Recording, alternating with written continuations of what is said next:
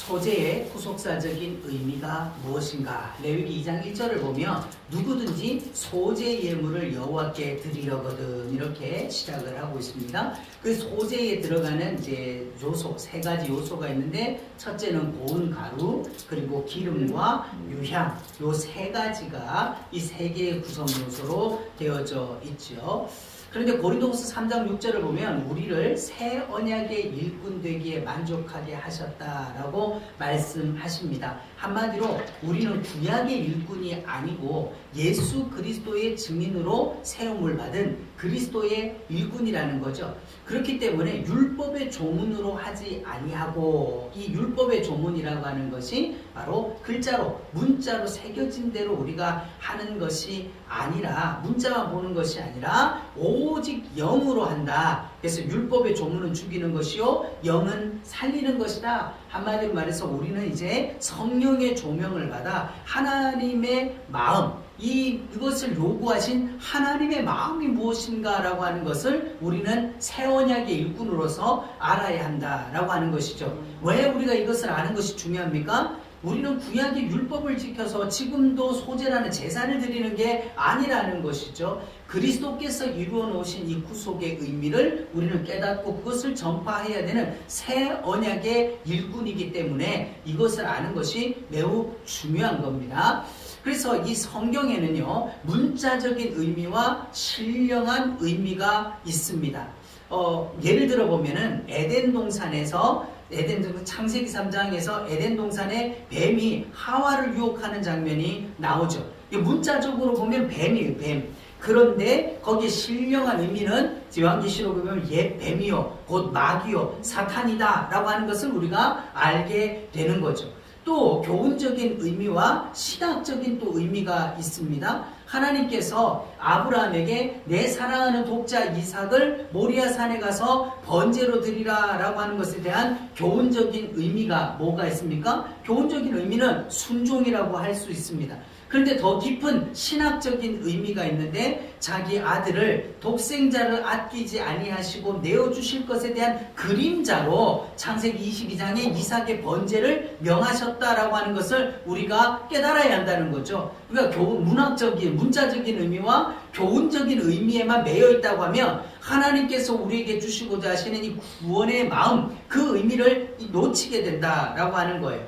다시 한번 우리가 강조하지만 이 5대 레위기에 나오는 5가지 제사는 출애굽기에 나온 6월절 어린 양에 대한 확대다라고 하는 것을 우리가 놓쳐서는 안 되는 것입니다. 그래서 이스라엘의 모든 구속의 역사가 6월절 그 밤을 통해서 일어난 것 같이 우리도 이 5가지 제사라고 하는 것은 그 6월절 어린 양을 더욱더 우리에게 더 여러 부분, 여러 모양으로 알려주고 있는 거다. 그래서 요한복음 1장 29절에 보라 세상 죄를 지고 가는 하나님의 어린 양에 대한 모형이다 라고 하는 것을 보여주는 것이죠. 그래서 소재의 제물은 고운 가루, 기름, 유향, 소금 등으로 나오게 되는데, 여기에 가장 특징적인 게 뭐냐면 이것은 피 흘림이 없다라고 하는 특징이 있죠. 그래서 5가지 제사 가운데 유일하게 피가 없는 제사로 드려지는 게 소제이지만, 이 소제는 단독으로 드려지지 아니하고 반드시 속죄제와 그 다음에 그런 번제 위에 겸하여서 더하여서 드려지는 제사다라고 하는 것을 우리가 잊어버리면 안 됩니다. 이게 단순히 곡물로서만 드리는 제사라고 하는 것이 아니라 피 위에 드려지는 제사다라고 하는 걸 잊으면 안 되는 거죠. 그래서 그냥 이 소제 자체에서는 피 흘림이 없다고 하지만 이미 뿌려진 피 위에 이것을 더하여서 드리는 거기 때문에 소제도 결국은 뭐와 결부돼서 드려야 되는 거다? 피 흘림과 결부되어져서 드려지는 것이죠. 그러면 이 소제가 어떤 의미를 가지냐? 요한복음 1장 14절에 말씀이 육신이 되어 우리 가운데 거하신다. 한마디로 육신을 입으신, 성육신하신 예수 그리스도에 대한 예표라는 거죠. 그리고 히브리서 4장 15절에 우리에게 있는 대제사장은 모든 일에 우리와 똑같이 시험을 받으신 이로되 뭐가 없다? 죄는 없으시다. 이 순전하신 하나님이시다 라고 하는 거예요. 그래서 이 소제가 가장 우리 가운데 밝혀주고자 하는 게 뭐냐면 이것은 거룩한 산 제사다. 이 소제는 피가 없는 살아있는 제사다라고 하는 것들을 우리가 알 수 있게 되는 것이죠. 그러면 소제의 기본적인 예물은 고운 가루가 가장 기본이 되는 거예요. 이 고운 가루는 뭐냐? 육신을 입고 오신 예수 그리스도에 대한 모형이다라고 하는 것입니다. 예수님께서는 신약 성경의 복음서에서 자신을 인자, 즉 사람의 아들이다 라고 하는 것을 90회 정도 이렇게 언급을 하고 계십니다. 그러니까 한마디로 말해서 말씀이 육신을 입고 오셨다라는 거죠. 그래서 우리의 소재물이 되어주셨다라는 거예요. 왜 그렇게 하셨냐면은 디모데전서 2장 5절에 하나님은 한 분이시요 또 하나님과 사람 사이에 중보자도 한 분이시다라는 거예요. 이걸 우리가 신구약을 막론하고 중보자는 한 분이시다. 그래서 예수 그리스도는 우리의 중보자가 되시기 위해서 하나님의 사람이 되셨다. 하나님이 사람이 되셨다라고 하는 거예요. 그래서 사람이신 그리스도시다. 하나님이시면서 동시에 사람이 되셨다. 그래서 하나님과 사람 사이에 중보자 역할을 하실 수 있었다는 거예요. 그러니까 이 중보자가 한 분이라는 걸 우리가 구약의 중보자는 모세고 신약의 중보는 예수님이고 이게 아니라는 거예요. 신구약을 막론해서 사람과 하나님 사이에 우리의 죄를 담당하여 중보하여 주실 분은 누구시다? 예수 그리스도 한 분밖에 없다라고 하는 거예요. 그런데 이 예수님은 뭐가 없다? 몸을 입고 오셨지만 죄가 없다. 이게 소제의 의미라는 거죠. 그러면 소제물의 이 소제의 제물에 대한 신령한 의미, 이 신령한 의미를 한번 봅시다. 첫 번째로 그 예물 소제로 고운 가루로 예물을 삶고 그 위에 기름을 붓고 그 위에 유향을 더하고 그리고 또 소금을 쳐라. 그리고 이 소금을 빼지 못할 것이다 라고 강조되어져 있습니다. 네 가지를 말하고 있는데 첫 번째 이 고운 가루가 뭐냐? 그 바로 말씀이 육신을 입고 오신 예수 그리스도, 바로 성육신하신 그 예수님을 의미를 하는 것이죠. 그리고 그 위에다가 기름을 부어라. 자, 예수님 확실하게 사람의 몸을 입고 오셨어요. 그런데 그분이 그냥 성탄했다고 성육신했다고 우리의 구원자, 우리의 어떤 중보자가 되는 게 아니라 그 역할을 하기 위해서 뭐를 부었다는 거죠? 기름 부음을 받았다. 그리스도시다.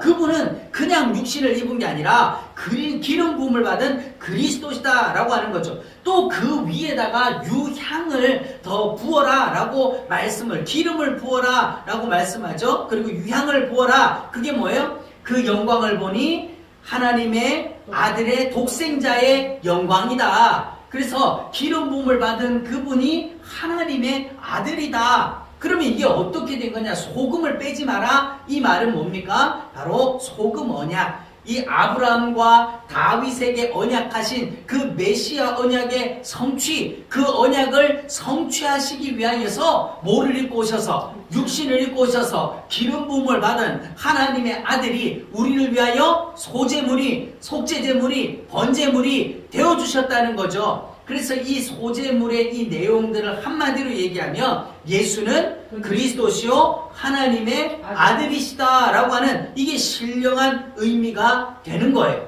그러니까 단순하게 우리가 고운 가루에 기름 첨가하고 유향을 넣고 소금을 넣어가지고 반죽해가지고 그것을 떡덩어리로 만들어서 하나님 앞에 드려지면 그걸 받으신다라는 게 아니라 그 모형이라는 거죠. 그 모형이 뭐냐? 그 고운 가루와 기름과 유향과 소금을 해서 떡덩이로 드려지는 그게 뭐냐? 바로 하나님의 아들 그리스도 예수 그리스도를 나타내는 거다라고 하는 것이죠. 그러면 우리가 여기에서 살펴볼 게 그리스도의 인성과 신성을 부인하게 되면 어떻게 되는 거냐? 예수님은 참 사람이시고 참 하나님이시다. 이게 우리의 고백인 거예요. 왜냐? 물질 세상에서는 참 신이고 참 사람인 존재가 있을 수가 없는 거예요. 그런데 우리의 주님은 참 사람이시며 완전한 사람이시며 또한 완전한 하나님이시다 라고 하는 건데, 이걸 부인하면 어떻게 되는가? 실제로 초대교회에 이런 게 있었죠. 예수님의 인성을 부인하는 자들이 있었습니다. 왜냐면 아니 하나님은 거룩하시고 죄가 없으신 분인데 어떻게 죄인된 육체를 입고 올 수가 있느냐, 그것은 그냥 사람의 몸을 입은 것처럼 나타났다 라고 하는 이 가현설을 주장했던 영지주의자들이 초대교회 이단들로서 수많은 교회를 어렵게 만들었던 것이 있죠. 또 반대로 신성을 부인하는 사람들도 있었어요. 아니 봐라, 유대인들의 입장에서 볼 때 너희 부모가 요셉이고 마리아고 너희 형제들이 이와 같이 우리와 함께 있는데 네가 어떻게 해서 하늘로부터 왔다고 하느냐 라고 하면서 예수님의 신성을 부정하는, 소위 오늘날 말하는 자유주의 신학에 빠져있는 그런 얘기들을 하기도 합니다. 이렇게 되면 어떻게 되는 겁니까? 예수님의 인성과 신성을 분리하거나 둘 중에 하나를 부정하거나 했을 때 우리의 대속의 교리가 무너져 버리게 된다는 거예요. 대속의 교리가 무너진다.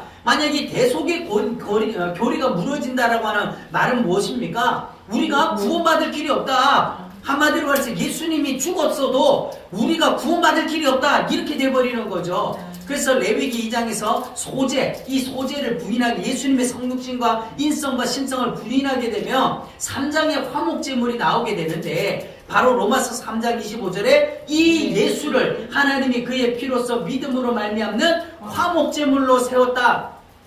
2장의 소재가 부정이 되면 3장의 화목제 자체가 이루어질 수 없다는 거예요. 이 화목제가 무엇입니까? 하나님과 우리가 원수되었고 하나님과 우리가 죄인 되어서 나뉘어졌을 때 그것을 둘로 나뉘어진 것을 하나로 화목하게 해주는 제사가 화목제인데, 자, 예수님의 소재가 부정되어 버린다, 예수님의 인성과 신성이 부정된다라고 하면 이 대속교리가 무너지게 된다는 거죠. 또 레위기 4장에 속죄 제물에 대한 얘기가 나옵니다. 근데 히브리서 9장 10절을 보면은 염소와 송아지의 피로 하지 아니하고 오직 자기의 피로 영원한 속죄를 이루사 한 뭐가 부정되는 거예요? 속죄의 교리가 무너지게 되는 거죠. 예수님의 인성을 부정하면 화목제물이 되어주실 것이 부정되는 것이요, 예수님의 신성을 부정하게 되면 우리의 속죄를 이루는 속죄 교리가 무너져버리게 된다. 그러니까 오늘날에 정말 많은 이단, 사이비, 그리고 수많은 기독교를 공격하는 수많은 논리들이 뭘 하는 거예요? 예수님의 인성을 부정하든지 예수님의 신성을 부정하든지 이 두 개를 분리시켜가지고 어떻게 하든지 간에 예수님이 온전한 하나님의 아들로서의 우리의 구원을 이루었다는 것을 뭐 하려고 하는 겁니까? 부정하려고 하는 거예요. 무너뜨리려고 하는 겁니다. 그래서 예수님의 인성을 부정하고 신성을 부정하는 틈을 타가지고 이단 사상들이 들어오게 되는 거죠. 이것을 요한일서에서 이와 같아서 이제 경계를 하고 있습니다. 요한일서 4장 1절 함께 봅시다. 사랑하는 자들아, 영을 다 믿지 말고 오직 영들이 하나님께 속하였나 분별하라. 많은 거짓 선지자가 세상에 나왔습니다. 자, 이게 벌써 요한일서가 쓰여진 때가 언제입니까? 지금으로부터 2000년 전이에요. 이게 되게 엊그제 쓰여진 것 같지만 2000년 전에 벌써 사도 요한이 많은 거짓 선지자가 세상에 나왔다. 그러면 2000년이 지난 지금은요, 줄었다 늘었다, 더 많은 거짓 선지자들이 나오니 더 많은 거짓 선지자들. 그럼 이걸 어떻게 분별해야 되느냐? 예수 그리스도께서 육체로 오신 것을 시인하는 영마다 하나님께 속한 것이다. 이게 뭐죠? 육체로 오신 것, 예수님의 인성, 예수님의 성육신을 인정해야 된다라고 하는 거예요. 그게 하나님께 속한 것이다. 그리고 예수를 시인하지 아니하는 영마다 하나님께 속한 것이 아니다. 한마디로 말해서 예수님의 인성과 신성을 하나로 갖춘 온전한 사람이요 온전한 하나님이라고 하는 신앙 고백을 가지는 것이 그리스도의 영이고, 그게 아니라고 한다면 둘 중에 하나라도 뭔가가 잘못되어 있다고 하면 그건 이단 사상이다. 그건 잘못된 것이다 라고 하는 것을 이렇게 말씀하죠. 그게 바로 적그리스도의 영이요, 이것이 소재의 신학적인 의미라는 것입니다. 할렐루야. 그러니까 오늘날에 우리도 모르는 사이에 이런 오류에 너무 많이 빠져 있다라는 거예요.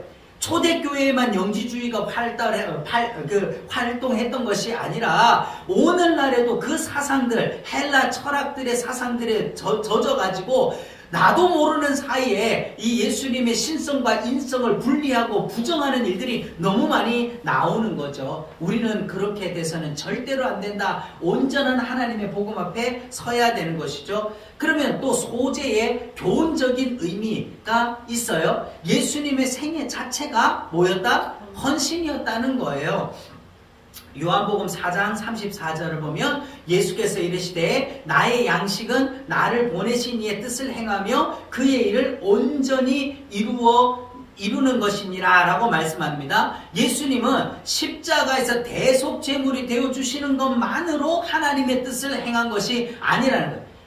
이 말을 다르게 얘기하면은 예수님이 공생에 33년을 살면서 나머지 그 생애들은 다 자기 마음대로 살다가 그냥 십자가에 달려 죽어주는 역할로서만 하나님의 아들의 일을 한 게 아니라는 거죠. 예수님의 생애 전체가 하나님 앞에 드려진 제물이었다라는 거예요. 그래서 6장 38절에도 내가 하늘에서 내려온 것은 내 뜻을 행하려고 함이 아니요 나를 보내신 이의 뜻을 행하려 함이다 라고 말씀하신 거예요. 우리 주님이시라도 이처럼 자기 뜻대로가 아니라 주님을 보내신 성부 하나님 아버지의 뜻을 행하려고 했다. 이게 내 양식이다. 이게 내가 밥 먹는 거하고 똑같다 라고 얘기를 하시는 거죠. 그러면 하나님께서 예수님을 보내신 뜻에 가장 중요한 게 뭐냐는 거예요. 가장 핵심적인 게 뭡니까? 예, 바로 그 십자가를 통하여서 뭘 하고자 하는 거예요. 자기 잃어버린 백성을 다시 찾아오는 거예요. 구원을 이루시려고 하는 그 뜻. 예수님은 날 때부터 십자가에서 죽으실 때까지 오직 이 하나의 뜻에서 어긋나지 않도록 모든 생애를 쏟아부었다는 거예요. 할렐루야. 그러니까 우리가 성경을 읽다 보면 예수님의 예수님의 생애 가운데 어린 시절에 대한 얘기가 없어. 그래서 모든 복음서도 예수님의 공생의 그 3년 4개월 정도 되는, 그리고 그 가운데서도 예수님의 십자가를 지시는 일주일에 거의 모든 내용에 포커스가 맞춰져 있어요. 그러니까 많은 사람들이 예수님이 어렸을 때 뭐 했을까? 예수님은 뭐 어렸을 때 아버지 목수를 따라가지고 의자도 만들고 이런 쓸데없는 얘기들 하는데, 물론 그런 일도 하셨죠. 근데 가장 중요한 건 뭡니까? 그걸 말하지 않아도 예수님이 나서부터 예수님의 공생애를 시작할 때까지는 아무렇게나 살다가, 인간같이 아무렇게나 살다가 어느 날 갑자기 예수님이 그리스도가 돼서 나타나는 것이 아니라는 거예요. 날 때부터 예수님은 십자가를 지실 때까지 다 내 뜻대로 한 게 없다. 아버지의 뜻을 이루려고 모든 일을 했다는 거죠. 그래서 요한복음 8장 29절에서 나를 보내신 이가 나와 함께 하시도다. 자, 우리가 예수님께서도요, 나를 보내신 이가 나와 함께 하신다. 한마디로 아버지와 나는 하나다. 그리고 나는 항상 그가 기뻐하는 일을 행함으로 나를 혼자 두지 아니하셨느니라. 할렐루야. 오늘날 우리도 이와 같은 소망 가지잖아요. 하나님이 언제나 나와 함께 하신다면, 주님 내 편이시면, 그런 얘기 많이 해요. 그런데 그 비결이 뭐냐? 기도 많이 했다, 성경을 100독을 했다, 헌금을 얼마 했다, 그거 이전에, 그 나쁘다는 게, 그 잘못됐다는 게 아니라, 그거 이전에 뭐를 할 때, 항상 그가 기뻐하시는 일을 할 때 나를 혼자 두지 않는다. 이건 똑같이 마태복음 28장에서 예수님께서 부활 승천하시면서 제자들에게 지상명령을 내릴 때도 어떻게 말씀하십니까? 너희가 내 증인이다. 땅 끝까지 복음을 전해라. 내가 너와 항상 함께 있어 주겠다. 그 말은 뭐예요? 항상 그가 기뻐하시는 일, 그가 나와 늘 함께 하시는 이유, 뭐를 증거할 때? 십자가 복음을 증거해서 영혼을 살릴 때, 예수님의 평생의 소원, 아버지께서 예수님을 이 땅에 보내서 이루고자 했던 그 일들을 주님이 행하실 때 하나님이 함께 역사하신 것 같이, 우리도 똑같이 이 복음을 전할 때 성령님이 역사하신다는 거죠. 할렐루야. 그래서 복음을 온전히 알고 복음을 온전히 깨달으면 우리 가운데 하나님의 역사가 일어난다는 거예요. 그리고 여기에서 우리가 교훈적인 의미를 살펴볼 때 누룩과 꿀이 나오는데, 이 누룩과 꿀은 소재물에 넣는다, 넣지 않는다. 넣지 말라는 거죠. 2장 11절에 너희가 여호와께 드리는 모든 소재물에 누룩을 넣지 말라 그러십니다. 그러면 너희가 이 누룩이나 꿀을 여호와께 화제로 드려 사르지 못할 것이다 라고 하는 거예요. 그럼 이 누룩이 뭐예요? 우리가 누룩은 너무나도 명확하죠. 고린도전서 5장 6절에 적은 누룩이 온 덩어리에 퍼지는 것을 알지 못하느냐 하신 말씀대로 이 누룩은 대표적으로 뭐를 상징하는 겁니까? 죄를 상징하는 거예요. 죄를. 그렇죠? 그러니까 소재물에 누룩을 넣지 않는다는 이 상징적인 의미를 통하여서 뭐를 나타냅니까? 예수님은 육신을 입고 오셨지만 뭐가 없다? 죄가 없으신 분이다 라고 하는 거예요. 죄가 없으신 분이다 라고 하는 거를 나타냈다는 거죠. 또 꿀을 넣는다 라고 했는데 이 꿀은 잠언서 5장 3절에 보면 음녀의 입술은 뭐를 뚝뚝 떨어뜨려요? 꿀을 떨어뜨리느니라. 한마디로 말해서 사도 바울은 이거에 대해서 데살로니가전서 2장 5절에 우리가 아무 때에도 아첨하는 말이나 탐심의 탈을 쓰지 않았다. 이게 바로 꿀 발린 소리다 라고 하는 거예요. 한마디로 거짓 복음, 다른 복음 또 뿐만 아니라 사람의 비유를 맞추고 사람의 어떤 인기를 얻기 위해서 하는 말, 그거 해서는 안 된다. 오직 하나님의 말씀대로 전해야 된다. 뭔가 변경시키고 뭔가 다듬고 하지 말라. 이건 우리가 출애굽기를 통해서 하나님의 제단을 쌓을 때도 똑같은 얘기를 하잖아요. 하나님 제단을 쌓을 때는 어떤 걸로? 다듬은 돌로 하지 마라. 다듬은 돌로 하지 말고 자연석 그대로 갖다가 진흙으로서 흙토단을 쌓아야 된다라고 말씀을 해요. 왜 그렇습니까? 왜 그런 거죠?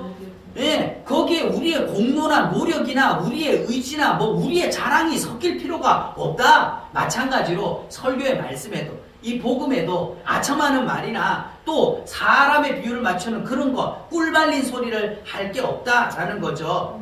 우리는 소금을 빼고 대신 꿀을 넣는 게 아닌가. 넣어도 너무 많이 조미료를 친 게 아닌가. 네. 물론 우리가 교훈적인 의미들과 그리고 또 성도들의 삶의 적용과 말씀의 이해를 위해서 예화도 필요하고 그거에 대한 실천적인 어떤 방안도 필요하지만 너무 과도하게 그런 윤리 도덕적으로 또 그런 인문학적으로 해석학적으로 가다 보니까 말씀의 본질에서부터 너무 많이 벗어나 있는 것이 오늘날의 현실이 아닌가라고 우리 생각해봐야 반성해봐야 되는 거죠. 레위기 2장 13절에 내 모든 소재물에 뭐를 쳐라? 소금을 치라. 내 하나님의 언약의 소금을 내 소재에서 빼지 못할지니 내 모든 예물에 소금을 드릴지니라. 자, 이 소금이 누룩이 죄를 상징하듯이 그래서 소재물에 누룩을 넣지 않는 것은 예수 그리스도가 온전한 사람이시지만 온전한 하나님으로서 뭐가 없다? 죄가 없다라고 하는 것이라면 소금을 넣는 것은 뭐를 말하는 것입니까? 이게 바로 언약의 소금이래요. 그냥 소금이 아니라 언약의 소금을 넣어라. 이 언약이 아까 앞에서 뭐라고 말했습니까? 바로 아브라함과 다윗에게 맹세하여서 주셨던 메시아 언약이라는 거예요. 이 소금이 들어가서 이 소재물을 완전하게 하는데 그 소금이 들어가서 이 소재물을 완전하게 하는 그것이 뭐다? 예수 그리스도께서 언약의 완성을 이루실 것이다 라고 하는 것. 그렇기 때문에 우리가 설교를 하고 우리가 예수님을 만나도 뭐가 빠져버리면 구원의 언약을 빼버리면 하나님의 언약이 없는 그런 메시아는 있을 수가 없다는 거예요. 근데 오늘날 예수님을 얘기는 하는데 뭐가 빠져있는 거예요? 언약이 없는 거예요. 약속이 없는 거예요.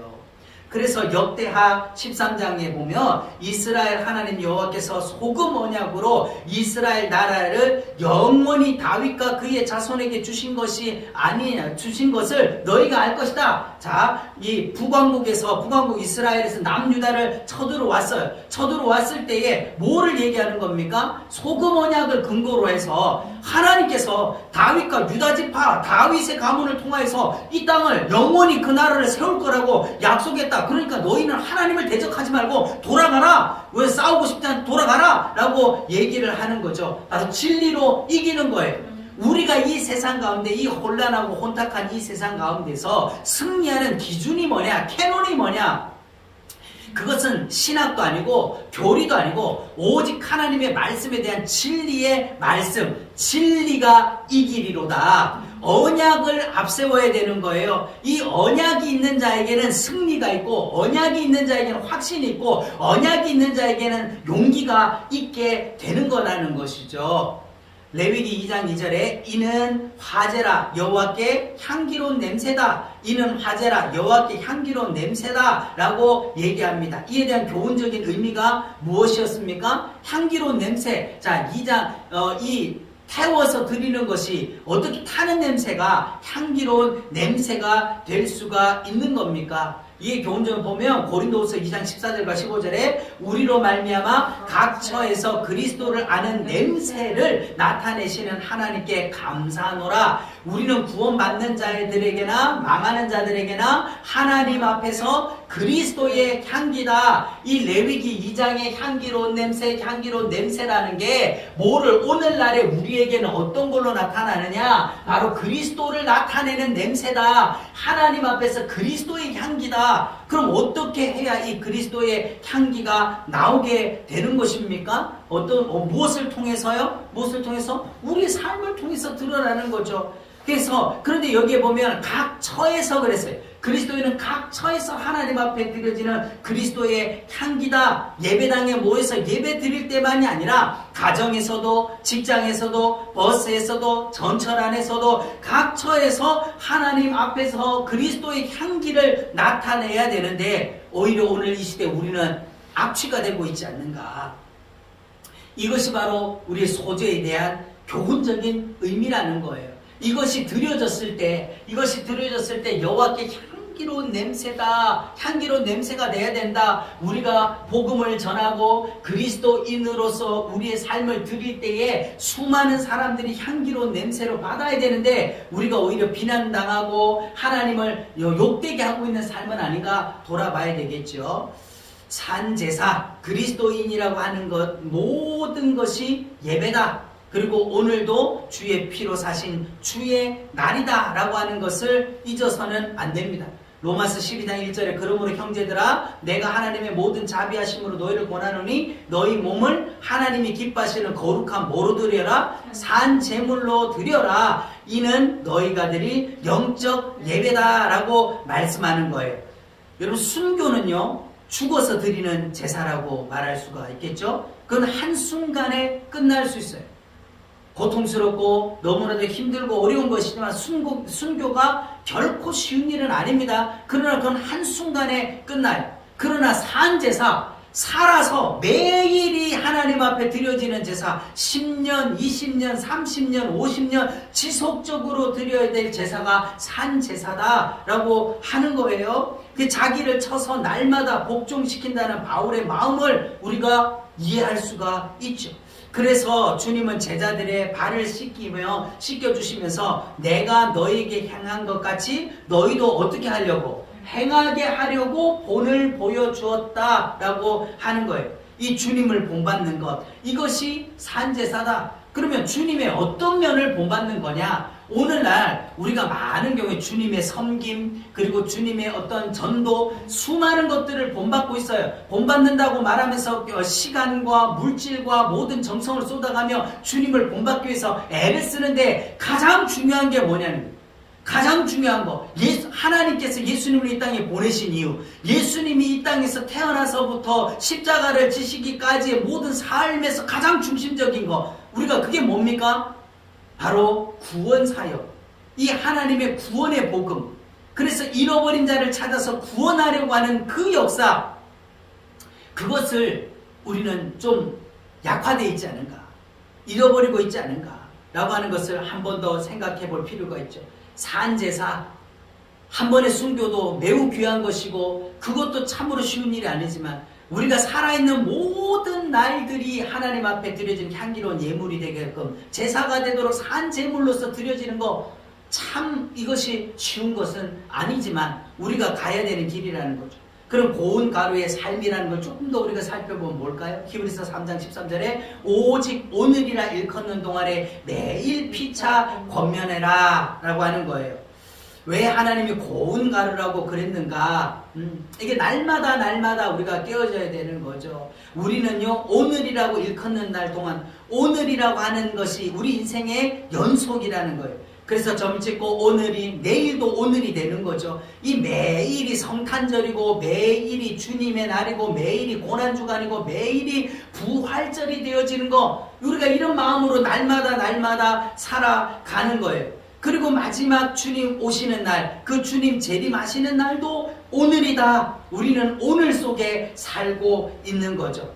뿐만 아니라 때마다 일마다, 오늘은 참 길죠. 순간순간 1분 1초 때마다 일마다 매 순간마다 이렇게 우리가 할 때, 그래서 데살로니가후서 3장 16절에 평강의 주께서 친히 때마다 일마다 주께서 너희 모든 사람과 함께 하시기를 원한다. 그래서 우리가 날마다 주님과 함께 살고 날마다 이 복음의 때마다 일마다 그리스도를 생각하며 살면 우리의 삶이 직선이 되겠지요. 그런데 우리가 어떤 때는 잘 살았다가 어떤 때 삐뚤빼뚤 이렇게 우리 하루가 점을 찍는다면 어떻게 되는 거예요? 이게 방황하는 삶이 되는 거예요. 마치 출애굽한 이스라엘 백성들이 광야 40년을 방황하다가 그들의 삶을 다 마감했던 것 같이 우리도 복음의 표대, 그리스도의 삶의 표대, 오직 이 복음의 진리를 놓쳐버리면 삐뚤빼뚤 광야를 방황하다가 그냥 광야에서 죽고 마는 그런 인생이 되는 것이죠. 우리는 매일매일 때마다 일마다 어떤 삶을 살고 있는가, 우리 자신을 항상 돌아볼 수 있기를 축원합니다. 이 소재의 가장 중요한 것이 무엇입니까? 바로 이 소재는 우리를 구원하기 위하여 몸을 입고 이 땅에 오신 예수 그리스도의 완전한 인성과 완전한 신성을 우리 가운데 보여주시고, 그것을 뭐와 겸하여서, 속죄의 피가 뿌려진 것에 겸하여서 드림으로써 무엇을? 자기 몸을 온전히 드림으로 우리를 구원하실 예수 그리스도에 대한 구속의 은혜를 너무나도 적확하게 보여주신 그 제사가 소재다. 그 피로, 그 은혜로 구원받은 우리도 똑같이 어떤 삶을 살아나가야 되는 것이다. 이 고운 가루의 삶, 주님을 본받아 주님을 따라가는 그 삶을 살아야 한다라고 하는 것을 잊어버리지 말고 날마다 승리하는 저와 여러분 되기를 예수님의 이름으로 축복합니다. 기도하겠습니다.